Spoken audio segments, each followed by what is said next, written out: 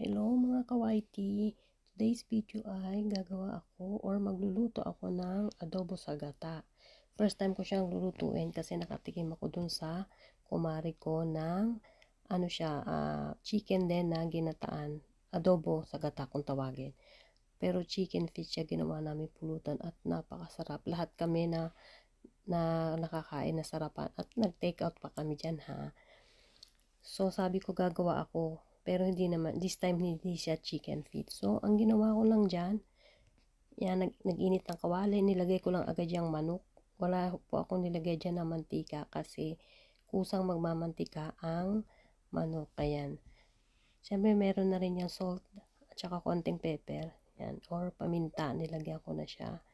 Yan, simple lang naman yan eh, parang adobo lang din. Yun nga lang, may kanya-kanya tayo ng way kung paano magluto ng adobo. So, simpleng adobo lang din yan. Lalagyan lang natin ng gata.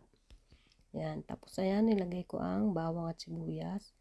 Pinagsabay ko na. Ganyan po ako magluto. Hindi ko inuuna ang sibuyas o bawang. Lagi siyang huli. Nauuna ang karne kasi gusto ko niluluto muna or piniprito muna ng konti yung manok. Tapos, ganyan ako magluto. Bagay tayo, kanya-kanya naman tayo ng way kung paano magluto ng chicken or kung ano mang mga meat. Ako talaga usually late. Madalang ako magluto ng nauna ang bawang at sibuyas. So, lulutuin lang natin ng ilang minuto yan. Yan, nung medyo okay na, nilagay ko na ang soya. Dalawang klase yung soya yan, pinaghalo ko. Yung black soya, mushroom soya yan kung tawagin, at saka yung regular na soya sa atin sa Pinas. Tapos nilagyan ko rin ng peppercorn, at saka ayan, pamintang, bay leaves, yan, nilagyan ko rin siya, pampabango. Yan, tapos balik-balik ta rin natin ang manok para magpantay ang kulay. Yan. Alam mo, habang nag-voice over ako, nagugutom na ako. Lalo't inuulit-ulit ko ang voice over kasi hindi tayo ganon ka-perfect mag-voice over. Nakailang ulit ako dyan. So, bahala na to. Last voice over ko na to. So, ayan, pantay na yung kulay niya. Lagyan natin ng konting asukal para may tamis.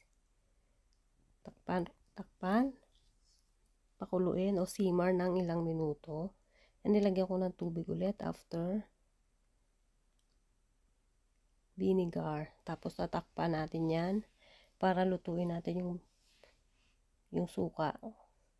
Di ba may kasabihan nga kapag wag haluin kapag naglagay tayo ng suka. Hayaan nating maluto yung suka muna bago natin balik ta rin. Yan. Masarap pag voice over pag yung patulog na kasi wala nang maingay. Sino relate? Kasi pagka umaga may mga radyo, may mga may magtatanong, mama anong ulam, mama ganito, ayan. So inilagay ko na ang gata. Cream, coconut cream ang tawag dyan. O kung tawagin purong gata. So 1 cup ang nilagay ko dyan guys. Tsaka guys, wala pala akong exact measurement sa mga ganyan ha. Tansya-tansya lang po talaga ako magluto kasi kanya-kanya tayo. Ang importante dyan, alam natin yung sangkap o rekado niya. Yun ang importante kasi tayo, madali na natin yan itansya kasi wala rin akong sakto ilang kilo yung manok. Diba? Kasi katulad, titikman naman natin yan eh.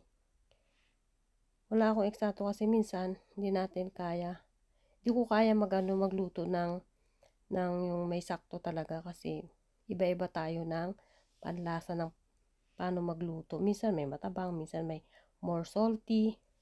So ako ganyan lang, titikman ko lang. Tapos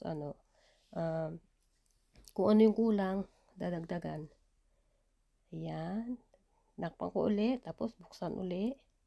So yan, kumukulo na. Alam nyo, habang niluluto ko yan, bango na ako. Iba yung amoy niya kumpara sa adobo. Maamoy mo rin yung yung ginataan. Hindi, yung gata. Amoy na amoy mo siya. Masarap talaga siya, promise. At saka syempre, nagsalang na rin ako ng kanin dyan para ready to eat na. Naglagay ako ng paminta. Yan. Diba? Ang ganda tignan. Ang ganda talaga pag may black soya din. Pero hindi siya guys maalat. Yung black soya hindi siya maalat. Tamang parang pangkulay lang. Yan.